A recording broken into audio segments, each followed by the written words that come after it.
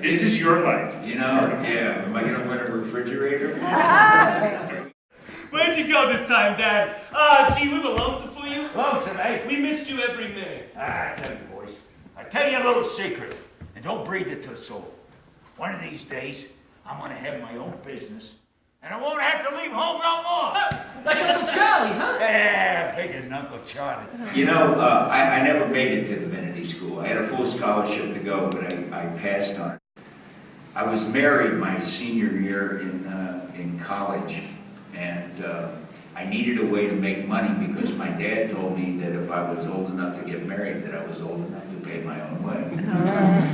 And so I went to the church conference, the Methodist Church Conference in Central Ohio, and there happened to be this little town, Powell, Ohio, right outside of Columbus, where I was going to school, that needed a full-time minister but couldn't really afford a full-time minister.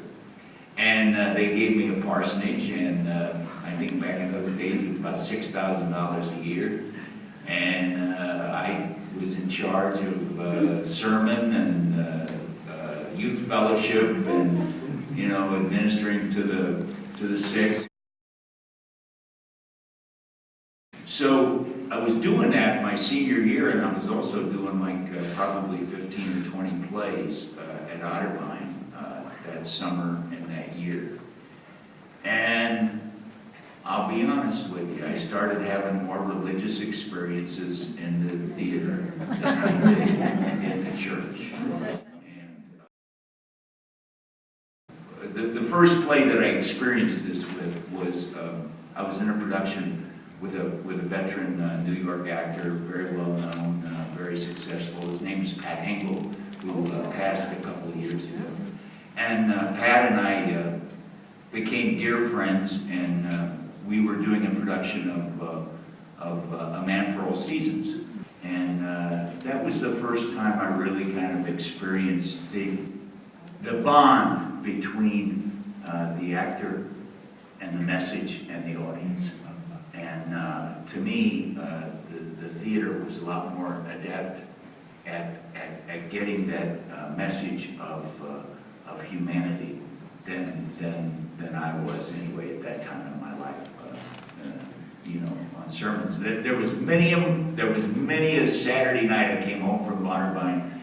I didn't have one iota of what I was going to say the next day. It's always better to have a script in your head. Exactly.